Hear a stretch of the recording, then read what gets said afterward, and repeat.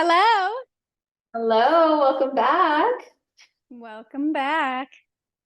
This is going to be a really special episode for me personally, and I know for you, but like you have so much knowledge, Christy, that like spans all these different categories. But like my thing is like all about souls and past lives. And so we talked about souls in the most recent episode, and what I want to dive into deeper today is our past lives.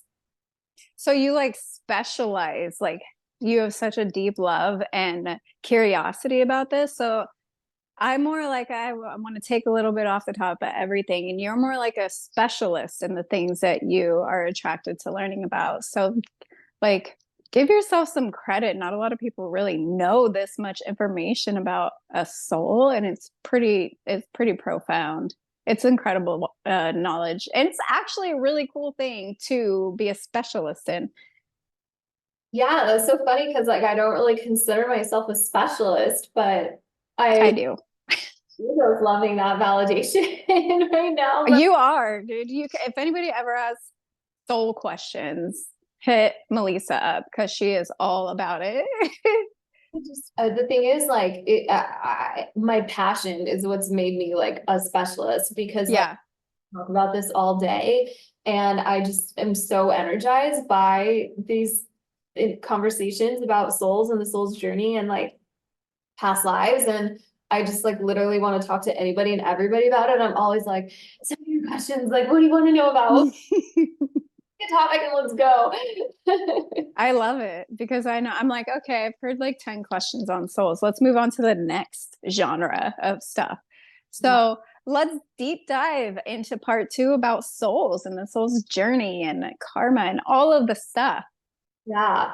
So you and I both do this past life regression work, and your evolution with that is kind of taking you into your own way of providing that quantum healing and quantum traveling experience with souls. I am super obsessed with the past lives aspect. And every time I do a past life regression session, I am like continually awed by the magnitude of our soul's experience that we've already had and the infinite possibility of where we could expand and grow into next. Right. Yeah, literally all of even your stories. I'm just like, what? I can't wait to listen to that one. Like your stories alone, and you're only one past life regressionist, but like I've read a lot of Dolores Cannon's and Dr. Nelson, wait, what's his name? Michael Newton. Dr. Michael Newton and stuff like that. But this is like real time shit that you're learning and hearing from people say through their soul. And so that feels so much more important and relevant to me right now. That's why I get so excited when you tell me about your stories. And like every time it's like crazier and crazier. Girl, it's really crazy. So cool. And it's like so unexpected every time. Like last night, I had a client who had a dinosaur life.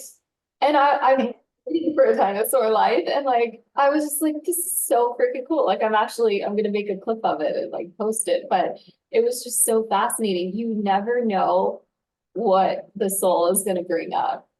I don't want to go like too deep into it because I understand this episode isn't about that specifically, but was your client the dinosaur in this life?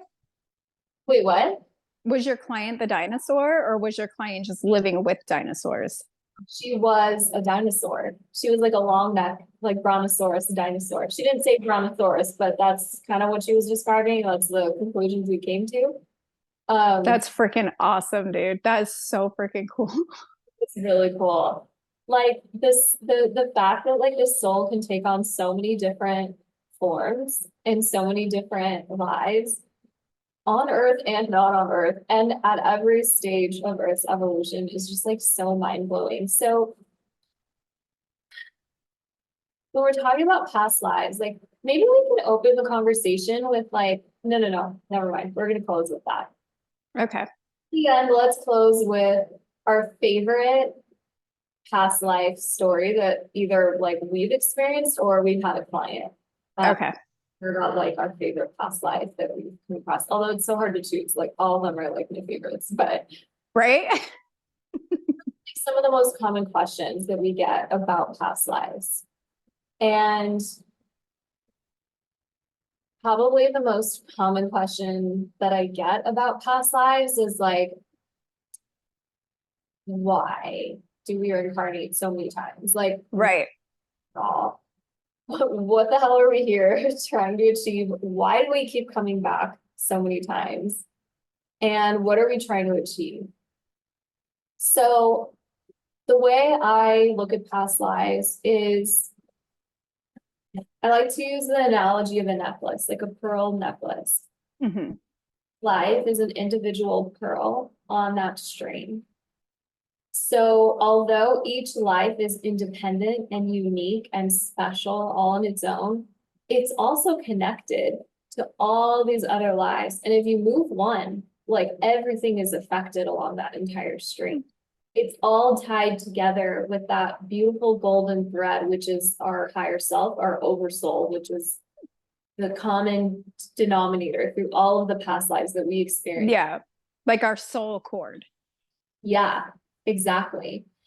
And all of our past lives do affect what we're experiencing now. We can carry trauma forward, we can carry karma forward. We may not always understand why we have these fears and insecurities that we have in our lives. And a lot of times that can stem from a past life, but we'll get there. Like, let's start with, again, like, what's the point of it all? Why do we do this so many times?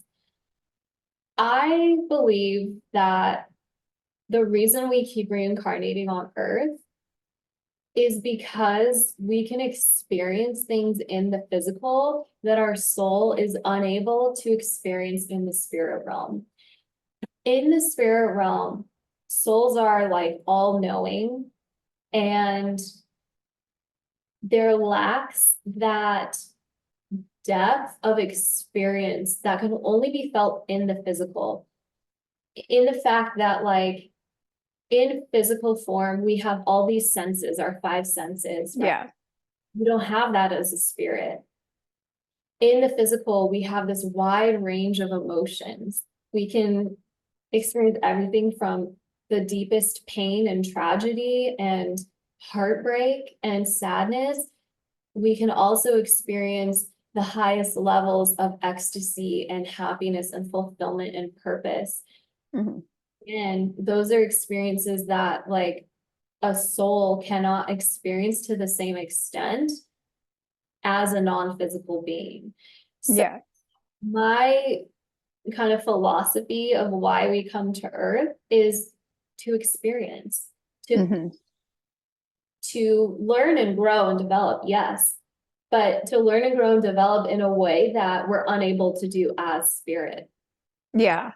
Totally agree with all of that. I really do. Because when you're in spirit form or, your natural form, if you will accept that, all you know is love. Like you don't have any bad to compare it to. So all you know is love and peace and harmony and balance because that's all you're doing over there.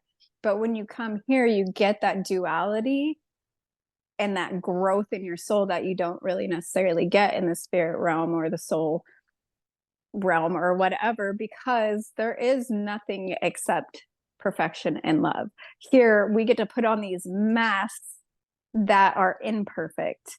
But I mean, in all actuality, they're not, but we view them as imperfect. So it allows us to decipher, like, okay, I do love this experience and I don't love this experience. So this is what we're going to label as good or bad when really it's all the same thing. It's all love. It's just this love looks like this and I hate it. And this love looks like this and I love it type. Yeah. And we come from love. We come Mm-hmm. the source of all that is of creation and unconditional love. And being here in a meat suit is also the journey of remembering and coming home to that truth within ourselves. Because as you know, we come in and for the most part, our memories are wiped clean. Like we don't carry the full remembrance of our past lives into our current incarnations for a number of reasons. the most obvious of which being if we remembered everything from every life that ever happened to us, like we'd be so overwhelmed that we'd be unable to focus on what we're here to do in this current. Right. Right. We'd be obsessing on fixing the past shit instead of living this life here now. Or even like it'd be harder for us to fix the past shit because we remember like everything that soul has ever done to us, and we'd be like, Yeah.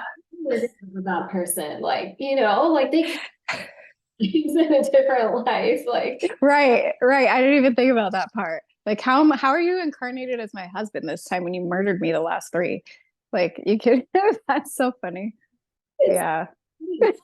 thing is like going back to that love, it's like the roles that we play in each other's lives and in multiple incarnations always comes back to love. Like souls agree to come in and be that person who will kick you when you're down and make your life hell because they're agreeing to sacrifice themselves, their reputation in this life for your highest good. Yeah. If they are not playing that role for you, then you won't learn the lesson of self-reliance, of self-love, of sovereignty, things like that. So it's like it does all come back to love, and the people that can hurt you in the most in the life are actually, from a soul perspective, being the most loving that they ever. Yeah. Yeah. And that can be a really hard concept for people to wrap their minds around. But I mean, it's the truth. It's tough love in its most natural form, basically. Yeah. I'd actually love to hear from you, Christy, on like how you have been able to adopt that mindset, that like soul perspective mindset, because I know that you've gone through a lot in your life and you don't have to go into like the details, but personally, like my life has been a little bit like easier comparatively to some people. Like I haven't experienced like so much trauma, so I feel like it's easier for me to like adopt that soul perspective because I haven't been hit with contrast to the extent that others have. Mhm. But knowing that you have overcome many difficulties and challenges in your life, like how were you able to come to that perspective of like honoring the sacrifice that other souls have made in the name of love instead of having it come from the perspective of like, why me? Um, I feel like that in a way, like I've always been so connected to my higher self that I've never even really allowed myself to go into that opposite spectrum of like, if something happens to me, I've never, okay, so when shit happened to me, like when I was a kid or a teenager, or even a young adult, I was never like, oh, yay, I learned that life lesson. And, I can move forward from here. It wasn't like that. It was like very much, why me? How come this shit happens to me over and over and over? But at the same time, I also adopted the mentality of like, if this hurts me so bad and it can absolutely destroy my world and like burn me down to the ground. And if I can build myself back up and I can find that joy again, I'm going to do everything in my power to make sure if anybody else is in any of those types of situations to help them understand like this doesn't have to be an end all be all for you. My biggest drive, I guess you could say, is the fact that I do know how bad it hurts. And people are going to do the things they're going to do and there's nothing you can do about it. That's why we came to earth. Now, not knowing that this whole time, I do know shit's painful. And if I can help people realize or even help them like not have to feel the types of pains that I've gone through, then I will block that for them in by any means possible. I'll give you advice, I'll send you links, I will give you my book, I'll give you my Audible login, so you can listen to everything that's helped me. But the most important thing I think is to lead by example.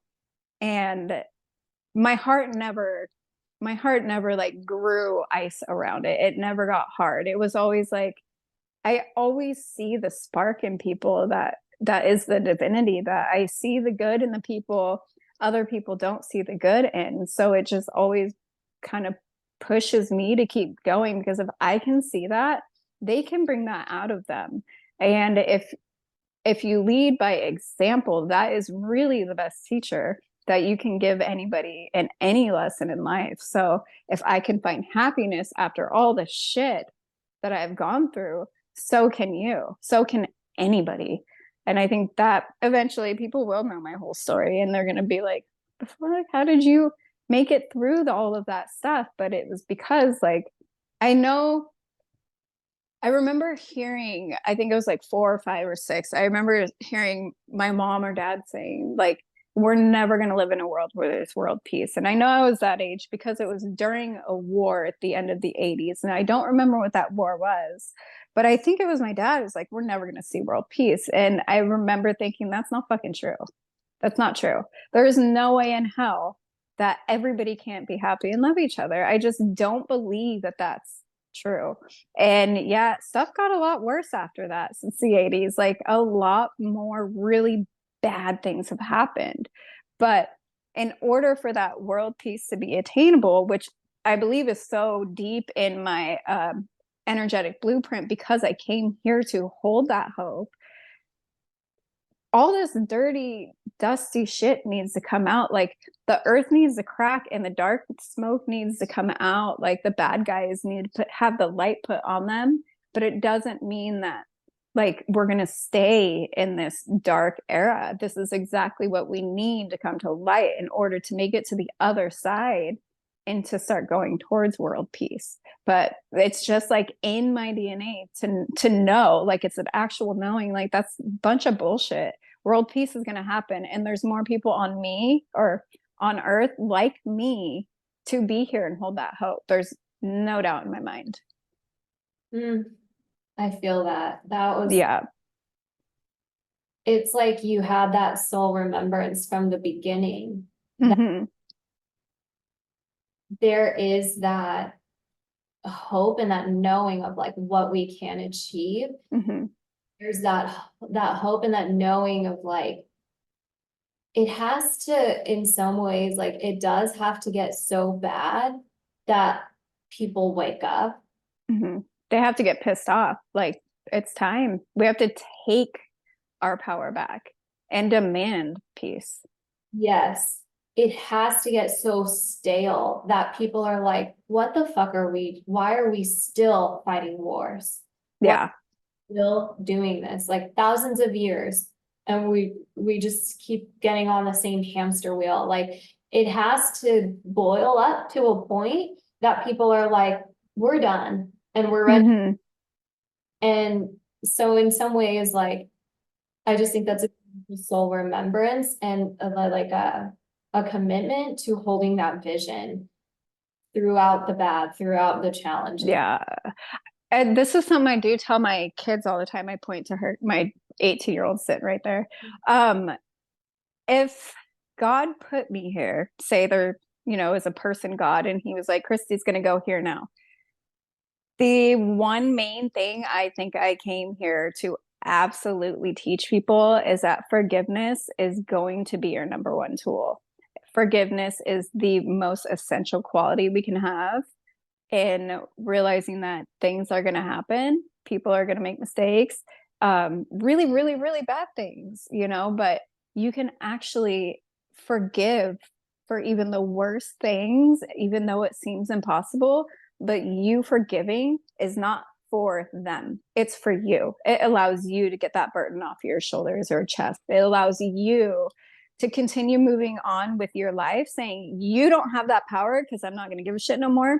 I forgive you. I'm releasing any hold you have on me. I'm not going to be angry. I'm not going to be sad. I'm not going to be fucking anything except for loving to you if I ever have to face you again, because me holding on to anything, it traps me. It gives them my power. And that's what I tell my kids all the time. Like, your forgiveness is your greatest gift. It really is. It truly is. Forgiveness for others and also forgiveness for ourselves. Mm-hmm. That's the biggest one too, is forgiving yourself, because it's the hardest one. Like, who are you to forgive yourself, and why do you get to do it? Because that's what you came here to learn how to do. That's why. And you can, if you can forgive so-and-so for beating your ass and raping you, you can forgive yourself for making a bad judgment on somebody that you regret. Like, you can forgive anything. You don't have to be friends. You don't have to like welcome them into your space, but you absolutely can forgive and should forgive for your own freedom, your own liberation, and for your heart to be able to expand again. It's just so important. And I feel like that forgiveness is a gateway to deeper understanding and greater awareness. Absolutely. That puts you in a position where you can actually look at the trauma that you experienced and see how it served you instead of feeling how unfair it was or how unjust it was. And when you are in a place of awareness and understanding, that is like the most powerful place that you can be. Yeah. It really is so powerful. And because the cycle, because everything is cyclistic in this entire universe. And the cycle is misery loves misery, misery loves company, hurt people hurt people.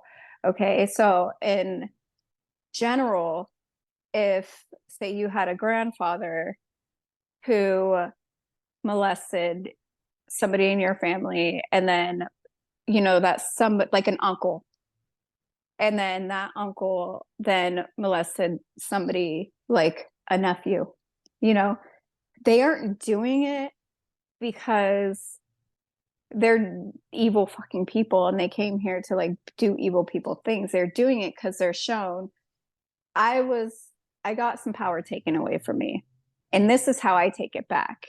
I'm going to take it from somebody else. And ending these cycles is realizing the person who hurt you is also just as hurt as you are. And you can forgive them for not knowing better on how to heal that hurt. And you can stop that fucking cycle right now. Like, sorry about all the language, but like this stuff runs deep. Like, and so many families and so many people are unaware, but like that's how you end a cycle. You don't turn around and hurt somebody because you're hurt. You turn around and love the person who hurt you, even if it has to be at a distance. That's how you break a cycle. Absolutely. And in our lives, we get caught on these cycles of karma, and it can be so hard to break out of. We see us people who are just even like there's cycles over lifetimes, and then there's cycles within the life. People that continuously get into toxic relationships or abusive, Mm-hmm. like over and over and over again. It's like these cycles show up in our lives, not because they're trying to hurt us, not because they're trying to keep us down, but because they are reflections of something that we need to see and actualize within ourselves. And when we are able to have that light bulb moment and see how this served us, how it helped you grow, how you were able to become a phoenix rising out of those, Yeah. like that's when you break those karmic cycles. And I want to talk a little bit about karma because this is really, I think, misunderstood and misinterpreted by the mainstream. So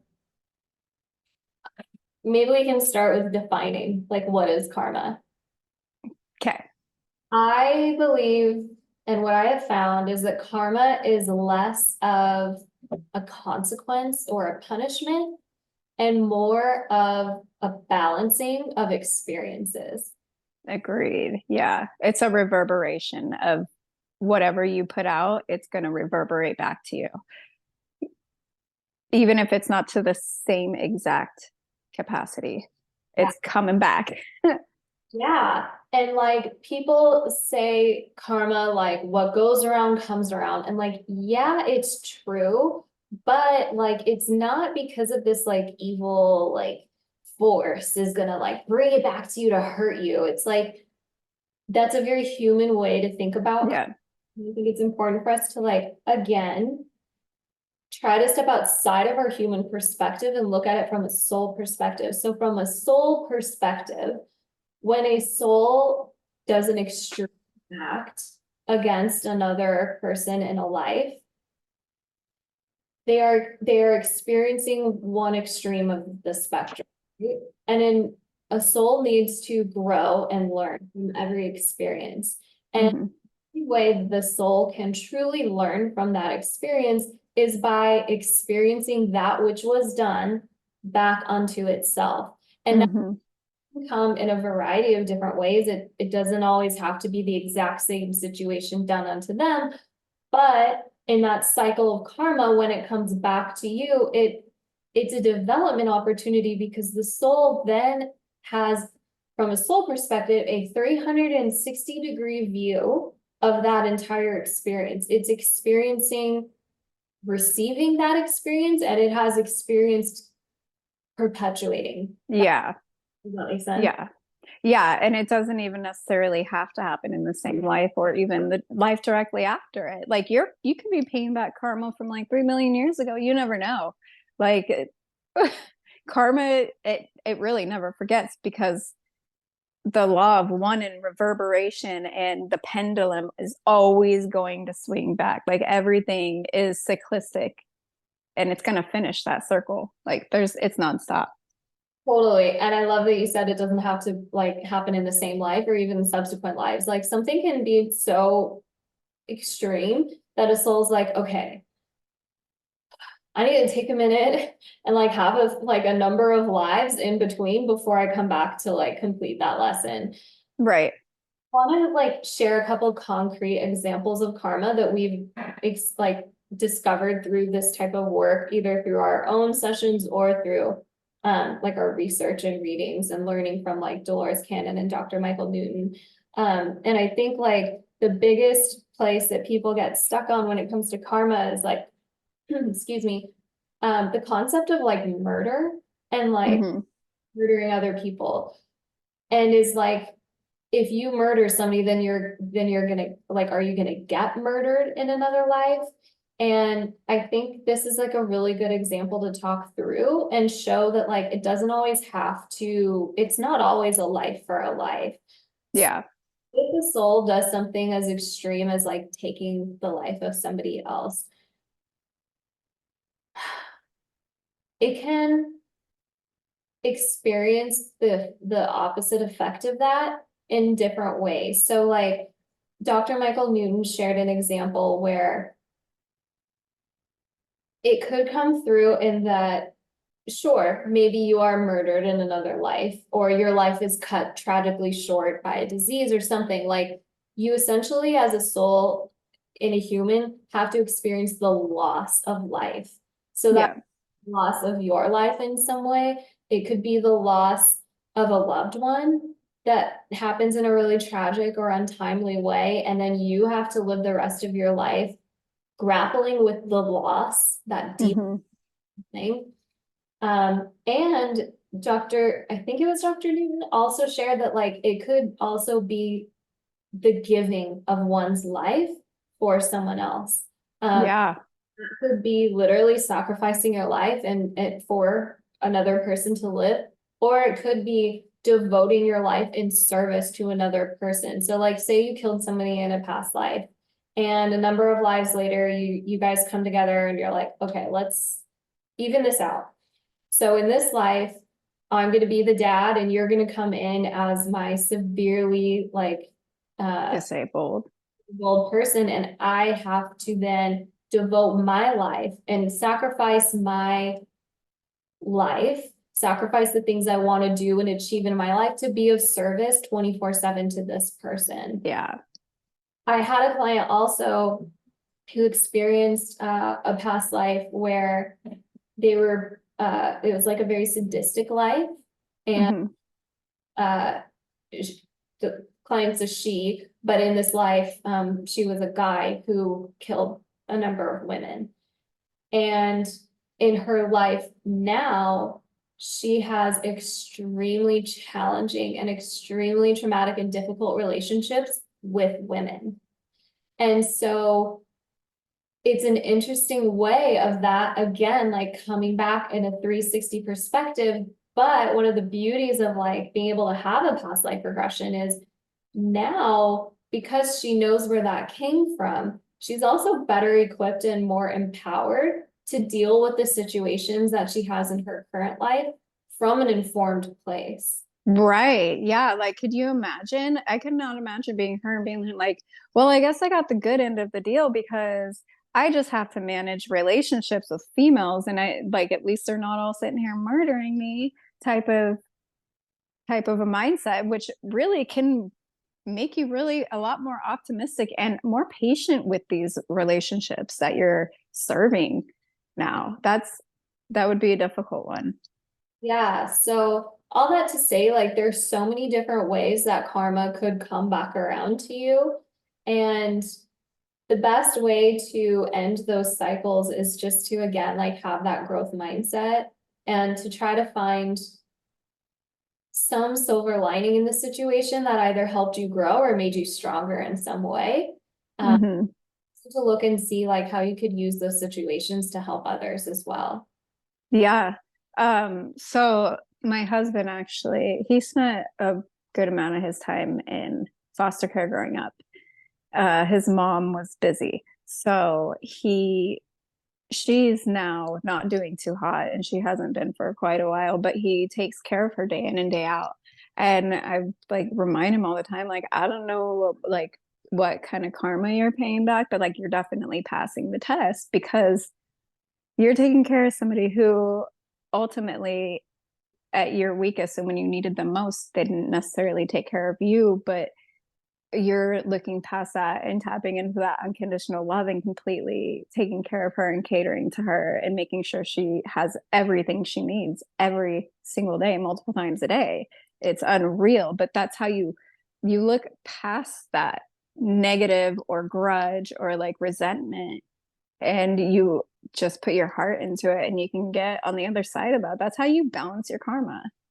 Yeah, it's And so if you need to figure out why is my life like this, like you can go to facilitators such as you or myself, psychic mediums. You could do, like there are means to find out like is this life's karma I'm working through, or is this a different life's karma? I can really figure out how to master this life. We're all here for self mastery, and we're kind of like at the end of that part of the evolution where it's really important to figure our self mastery out, and that's not going to start until you pour that self love into you first, learn how to master yourself, and then nobody else outside you can affect you. yeah, that's a huge lesson. I think that's like, every soul's on their own journey, right? And like every soul has their own karma that they're working out with others, but Mm-hmm. that's the overarching goal of a soul is to come home to the truth within ourselves and detach from the external conditioning and the Right. truth of everything that's happening around us.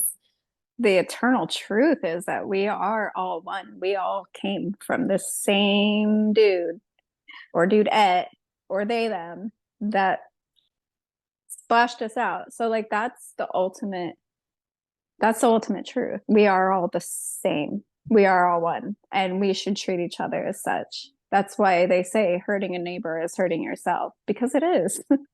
Yeah, I love that. So I think that leads really well into the next kind of bucket that I wanted to talk about in terms of our past lives is like how our past lives are still affecting our current lives outside of karma, but how those past life experiences manifest in our current life through like different things such as our fears, our insecurities, and even some of the physical like chronic illnesses and situations that we have in our bodies. Let's start with our fear. Okay. What's yours? My it's kind of dumb.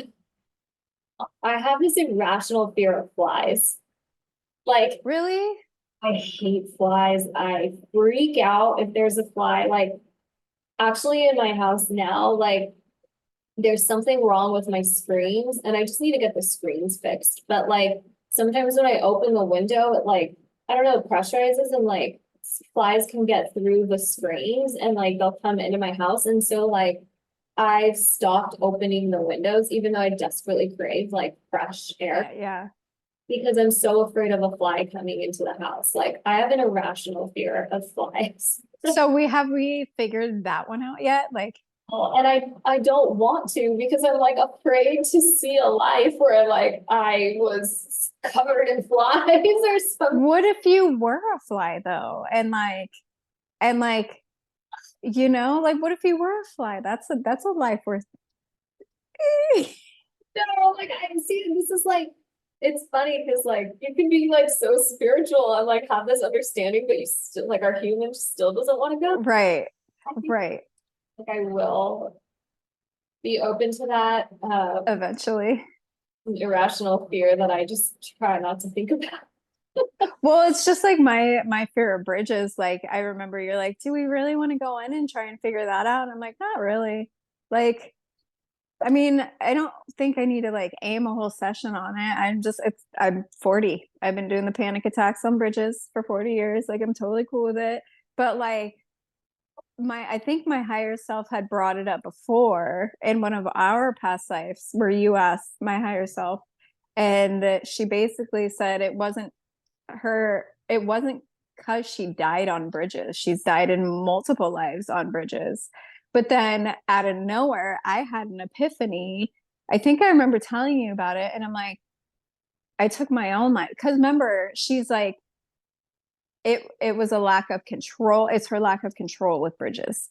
I'm like, well, maybe it's because, you know, I'm not harnessed to anything, or if it falls, the car falls, or like even walking over them is petrifying. But I had an epiphany and like a whole ass vision in my head of in many lives jumping off a bridge to end my own life. This was completely outside of session. And I'm like, holy fuck, that's why I'm scared. I was out of control in these lifetimes. It's at least I felt out of control, and I climbed on these bridges and took my own life. That's where that out of control thing. It was one of those epiphanies like after the session, and for days you kind of just get all these new downloads about stuff. And it was that one. It was like I actually was out of control and I took my life. And now in this life, bridges scare the shit out of me. And so, how has knowing that affected you in your current life in terms of that fear? On a few different levels, like if I'm driving on a bridge, I'm still getting that nerve shake. Like it's programmed in me for the last 40 years to get that panic attack. But I don't have these visions of the whole bridge collapsing anymore and all of that. I have more of like a realization like, okay, this is a moment where I really need to do some introspection and realize how in control of my life I am now. And even though I'm on a bridge, and even though in previous lives I've used these bridges as means to get out of these lives, like it doesn't have the same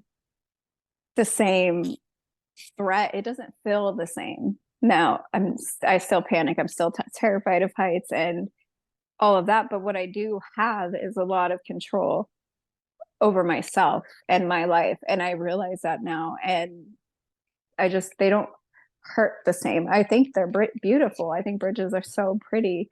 They're art, really. And I can look at them that way now instead of like a death trap.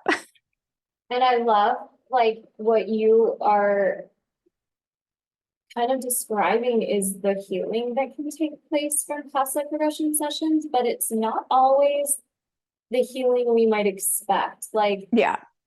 you are still living with this fear. Mm-hmm.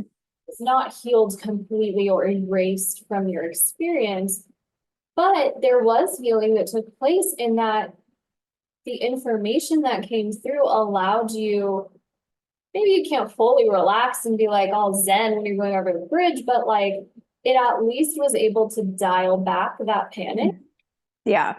to a manageable place. Yeah. Like I mean, I think I've only since that happened, I believe it was on a bridge when it happened. And I think I told my husband, like, oh my God, I killed myself. Like, I'm pretty sure he's going to admit me somewhere sometime soon.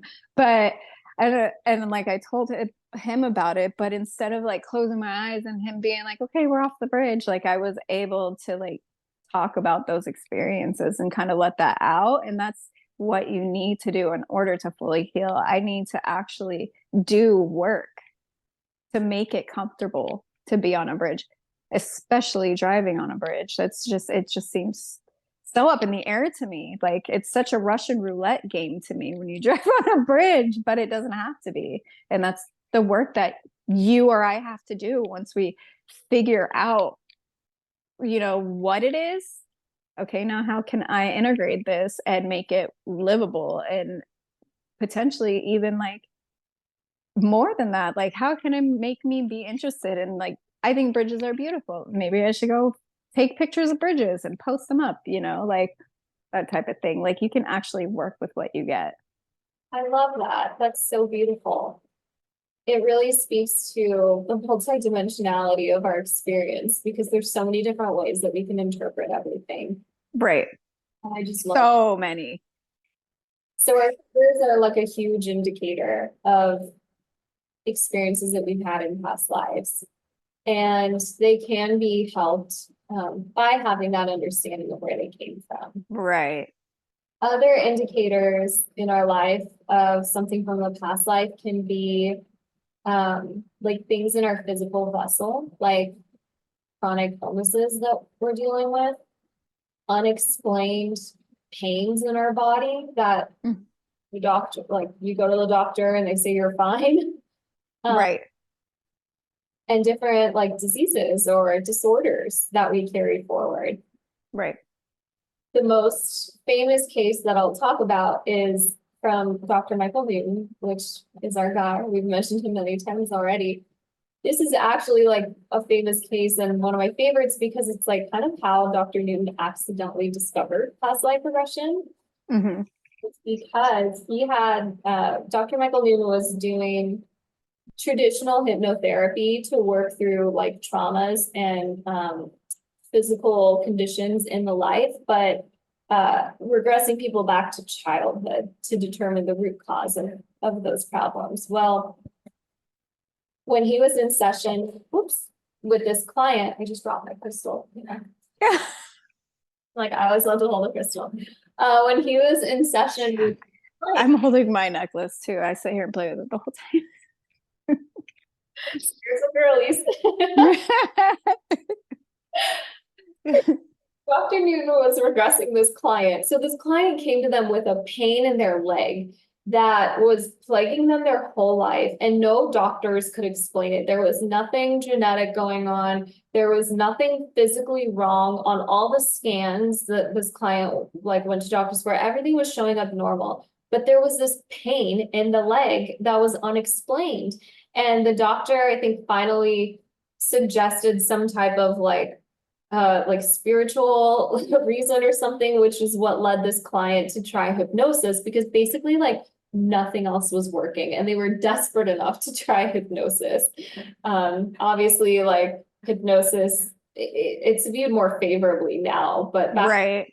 was like this woo-woo thing, or it's like, yeah, go try that. Like, no, we can't, I don't know. Right. Because he was from like the 60s, right? The 60s and 70s. I feel like 80s maybe, but like, I don't know, don't quote me on that. It could be later. But anyways, this patient went to him and Dr. Michael Newton did what he did, regressing people back to the source of the pain. Mm-hmm. And he was extremely taken by surprise when this client didn't go into something from their childhood, but this client actually regressed into a scene from where he was a sergeant in World War I, and he was killed with a bayonet through that exact spot on the leg that had been plaguing him with pain his whole life. Is this in Journey of Souls? Because I think I remember this Yeah. story. Okay. I love this. Okay. Started it all for Dr. Newton. And this client was able to give a name, a military unit, and a badge number from this hypnosis regression that he was in. And Dr. Michael Newton, being kind of like a history, fanatic, went to the Imperial War Museum in London and factually verified everything that this client described in that session. And the client had no idea about, had no knowledge of this in their current life. Mm-hmm. All that to say, Dr. Newton provided some quantum healing to this patient during that session, and they walked out and never had that pain again in their leg.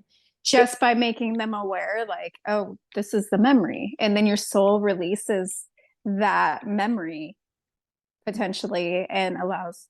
Yeah, the soul was able to understand where that trauma came from and realize that it's no longer theirs to carry, and it was able to be healed and go away. This is like my favorite case because it started Dr. Michael Noon's entire work, and he went on to do this work for over 40 years with thousands of clients and Right.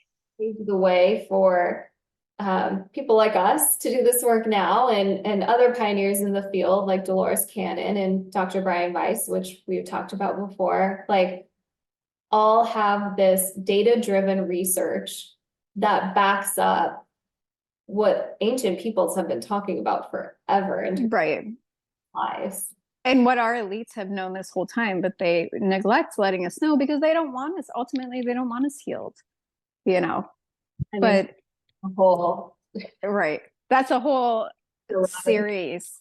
Like, but it's just so cool when you think about it and you think of these modalities and how well they work. They work so much better than anything big pharma has to offer, and so much better than traditional therapy. And these modalities are now like they're becoming mainstream, and one day they really are going to be like the mainstream. Like people will be seeking hypnotherapists for all of this stuff because that's how easy and effective this deep-rooted healing is. It's like, I mean, it medicine, traditional medicine, big pharma, doctors, like if you need a surgery, you need a surgery, and there's nothing you can do about that. But ultimately, we are our own healers, and allowing us into our bodies and to like relax enough to heal ourselves. That's the huge lesson in red letters here is like they're the facilitators and they figured it out, but that's all you need is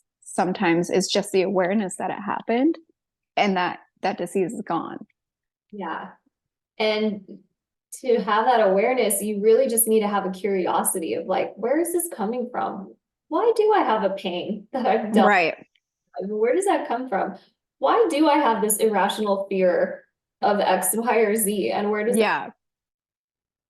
Yeah. Yeah. It's really profound. Like we have these materials and these modalities that are fingertips now. Like if that doesn't get people excited, I don't know what the fuck will. Because you can heal anything. Like in one of Dolores Cannon books, a girl who had a single mastectomy, they literally the whole class watched one boob even out to the other boob after she had breast cancer in one boob. An entire class witnessed this. And when you have this kind of magic right in front of your eyes, how can you not believe world peace is coming? Like, Gosh, I love that. how could you not believe that shit? It's there. It's here. And that's partly why we're here, is to illuminate these conversations and share these things, because a lot of that is kind of still on the underground. I mean, it's definitely not something that you're hearing about on the news. Yeah. That's all for control and fear and all of that. All that to say, like, there are so many clues in our current life that lead to our past lives. And the last kind of thing I wanted to touch on in that regard was about our passions and the things that we're fascinated by. So that can also be a huge clue from a past life, is like if you are endlessly fascinated by a place, a country, like on this planet, if you're endlessly fascinated by a specific time period, or if you are fascinated by this hobby or something that like just from a kid, you've always been obsessed with painting or Right. violin or something like that, like those can all be clues that you had a past life experience that was like more of positive. It's, not like the fears Right. and the illnesses, but it's like there's also a lot of really fun clues that we come up in our lives that lead to past lives. And the case I wanted to share in this example was a very famous. Okay, so there is actually, that not a lot of people know about, but there is an entire department dedicated to studying past lives at the University of Virginia. It's called the Division of Perceptual Studies. And this started because between the ages of 0 to 7, 5 to 7, kids are actually much more aware of all that is. Mm-hmm. That conditioning from society like really gets deeply ingrained. And it's not uncommon for kids to spontaneously recall past life memories and just say it out of the blue, like it's the most natural thing in the world. Like you hear a lot about parents who will say like they were just driving to school one day and their kid was like, hey, like remember when you were the baby and I was the mom? And there's a very famous case that was verified by the University of Virginia. It's a case from James Leninger. And James Leninger was a World War II pilot that Oh God, I remember this. God, goosebumps. but there was this little boy named Ryan who at 4 years old, oh no, I'm sorry, I'm going to the next one. This little boy grew up with this fascination about planes and pilots and was able to recall with stunning like clarity, like specific details about being a pilot in World War II. And his parents had no idea what to do with this kid who was just spitting out facts about World War II that had never even like been taught about World War II. Even his own name, I'm pretty sure he even remembered his own name. Yes. So the parents contacted the University of Virginia and got in touch with researchers there who were able to have conversations with this little boy and place him as like the reincarnated soul of James Leninger, who was the World War II pilot. And this child's facts were actually verified. And there's another case of a little boy who had a speckled birthmark on his chest, and he recalled being killed at close proximity by a shotgun in a remote village in India. Mm-hmm. Little boy like grew up in the States, had no understanding of like the country of India or what it's like or whatever, but the university was able to go to that village that this boy recalled and connect his story to an actual story that happened in that village where a man was shot in the chest by a shotgun in the same exact spot that that little boy has his birthmark. And so birth Yeah, is actually another clue. right, of where and how you died in your last life. Like that show from the first episode we did on Souls, the one I was like popped off, it's called The Ghost Inside My Child. I believe both of those stories are actually on that show. And they have cases on there where they actually like like a girl was this one person, a man, and she died, but she was really close with her sister in that life. So she was a boy, she died, she was close with a sister, right? Well, that sister is still alive, but she's reincarnated into this little girl. And so the parents actually met her up with that sister and they were able to like reminisce on memories as children together, but her as being the little boy who had, he wasn't a little boy, I don't think, when he passed, but her being the little brother that she remembered. And they were actually able to talk about the memories and the stories that they had together, even though this is now a little girl living in this body talking to a very elderly old woman. Like it is insane. Definitely look that show up. It's really incredible. Like for anybody out there who needs proof, they have legitimate proof that you can't force a 3-year-old to be like, oh, that time when my mommy Diana, you know, she did this and this and this and she beat me. And like you go find out this little boy really did die from a really abusive mom named Diana. And like he forgave her in this life. He's just like, she just didn't know any better. Like it's profound shit, dude. So incredible. And it's like, it's one thing to experience this stuff when we're doing this work in past life regression. It's one thing to have that experience in a past life regression. It's a whole other like like level of validation when those experiences can actually be factually verified. Because again, like as much as we are spiritually turned eternal divine beings, like we are also humans, and we have been taught to look for evidence to support like our beliefs, right? And Yeah. like need validation and facts to back it up. So I love that like we're now coming into a time where like we have the technology and the ability to take these cases and then like go and do the research and factually back it up. Right. And like all you have to do, anybody out there who maybe not doesn't even have like the means to go purchase a past life regression or hypnosis, you can actually put yourself in a hypnosis, kind of shut that left side down and see where your imagination takes you, because your imagination is your cord to your divinity and to the angelic realm and the spirit realm. And you can actually do this without a permission slip through a facilitator. Now, do we want to? No, we want people to do the work for us. So we're going to keep doing it, you know.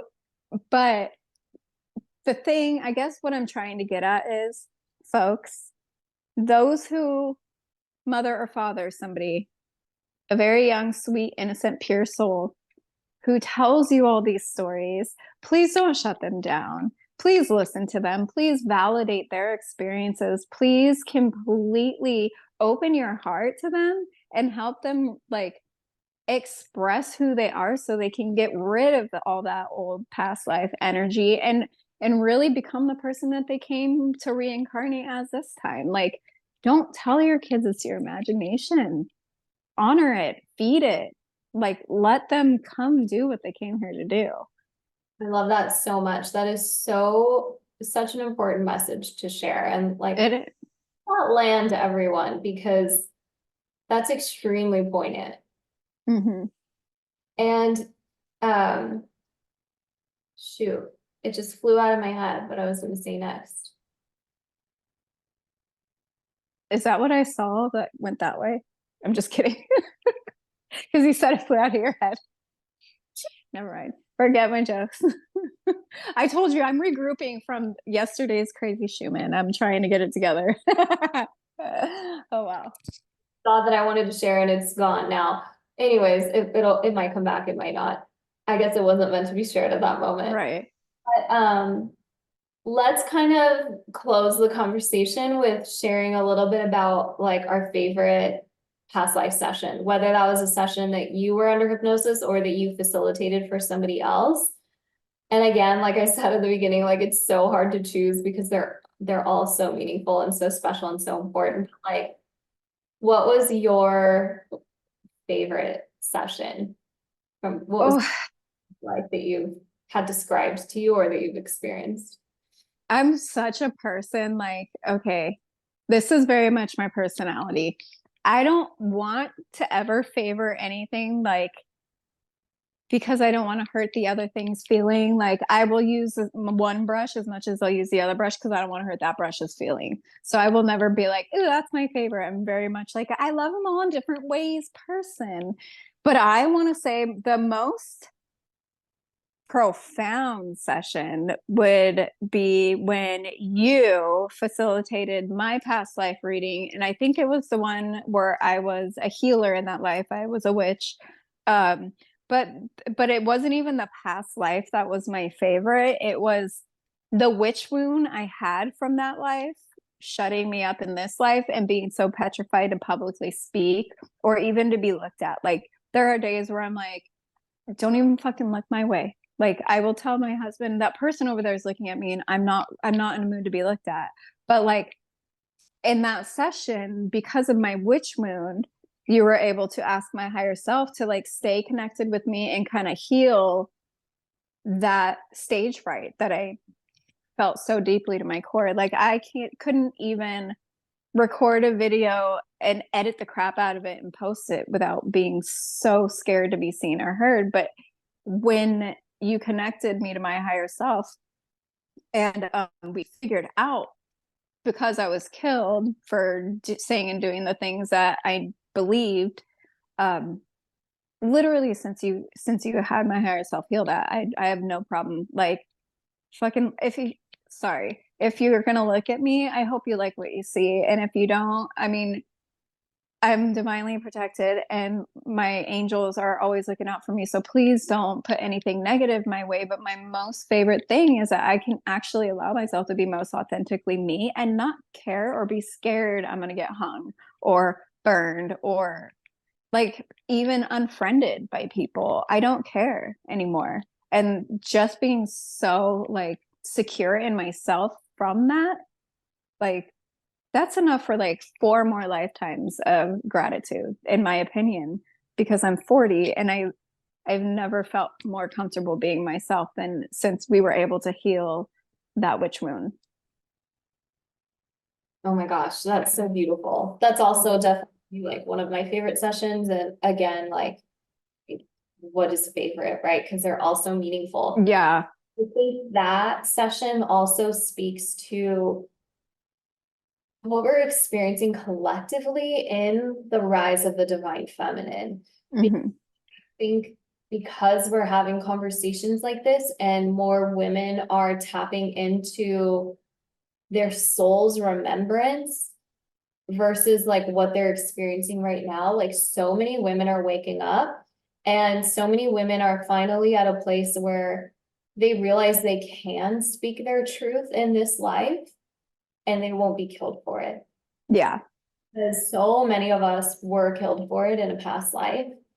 And that remembrance coming through not only serves you, Christy, but I think collectively, like it serves the feminine as well. Oh, yeah. Absolutely. I mean, you don't even have to be in a feminine body right now. Like, if you're a man and you're a really proud masculine man, good for you. But the one of the huge reasons you have such a hard time balancing your masculine and your feminine is probably because you had a feminine life where you also had a witch wound or some kind of really dramatic thing that hindered your feminine energy. And that's why you were such a hard masculine man now. But guess what? You can be a soft masculine man and we can heal your witch wound too because it will benefit the whole. That's true. I think a lot of men who were, women healers, which is what have you in past lives, maybe carry that remembrance in they carry it, but like it also has manifested into the distorted masculine where like Yeah. we are in this life buying into the system and trying to be a part of the system that killed them before so that they won't be killed again in this life. So like Yeah. nuance to it. Yeah. And that's such a meta conversation, but I love that that actual like reflection was coming through just from our kind of talking about that one session that you had. Yeah. So let's talk about your most profound favorite memory or moment that like maybe personally, not just like clients, but for you personally, like I can think of one that I'm not going to bring up because it's your personal stuff, but like I know you got them. Like personally, I think the session that you did on me where I was an oracle, like profoundly Crazy. me on like every level because I carry her with me now. Like now that I've connected with her, I can feel her in my life now. And it really spoke to the depth of divinity that I have within me and the depth of reach that I have into the unseen realms that I really haven't tapped into fully in this life, but I'm now starting to because of Right. remembrance is now coming through in such a strong way. That was a really important life for me. As far as like from my clients, I shouldn't have said our favorite because truly like everything is my favorite. See? I don't want to like make a hierarchy of like this is more valuable than the other, but like um I'm really I'm astounded in every life. But like I love the lives that are unexpected, the lives that are not on earth. I think are so fun. I had a client who went to a future life as a human, but not living on earth. And in that life, they were a spaceship racer. And it was like the coolest thing to hear her describe, like racing her spaceship and like this painting a picture of this futuristic life with our spaceships as homes and like eating food in pill form and things like that. And like the suits that they wore and how this person would just love to like instead of going to our room to spend time alone like we do now, like she would go in her spaceship out into outer space and she would park up in the stars and just look at space. Oh my God, that's such a dream. Are you kidding? That is that's how I meditate. I just put my light body out in space and I watch the earth sometimes because I'm like, it's so peaceful up here. And she got to do that in a future life. That's rad, dude. So cool. So like I love the lives like that where it's like a not like not a life on earth. I love also like non-human lives. So I've had a client that had a past life as a tree and that was really beautiful. And then the client that I had just yesterday where she was a dinosaur and she described this scene of like she had 6 eggs and 5 of them were eaten by a predator, but one Oh, survived and like she didn't grieve the loss of those baby dino eggs in that life. And like that's something that she's actually dealing with in this life. So it was like so interesting to draw those parallels, but like the lives that are like completely unexpected where like at the beginning of session, you're like, what do your feet look like? What do your hands look like? And you're like, right. what the heck is this person? Like Right. those are so fun for me. Right. No, like my daughter Tatum, the 18-year-old, we did one on her and I think it was energy. It was green energy out in space. That's what she was. And I'm just like, I was very new and I'm like, I don't really know where to go with this. Like, cool. She was in green energy, but like if I could go back into that right now and like actually really pull details, it was so like we actually are all things, people. We are actually all things Yeah. all the time, all at once. And that is so freaking cool. Like that's so cool. Wow. Yeah, Dolores Cannon in one of her books was saying something like, I think it was her, could a big library of people in my head, but that dinosaurs were actually the type of human species they were trying to like work with at the time. So they weren't even full animals. Like they really were trying to put what we consider a human soul in all these different things. But in all actuality, everything already has consciousness.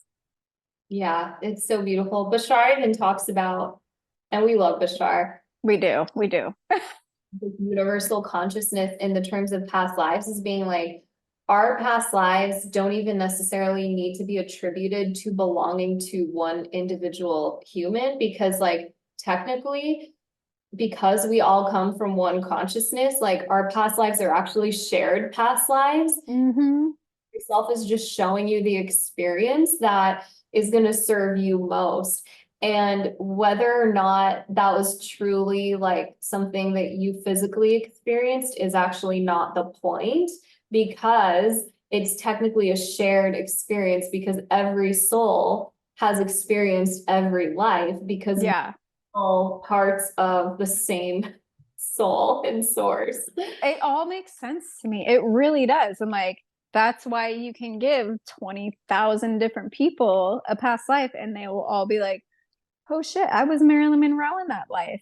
Well, no, you downloaded Marilyn Monroe's details because there was lessons in that life for you to gain from.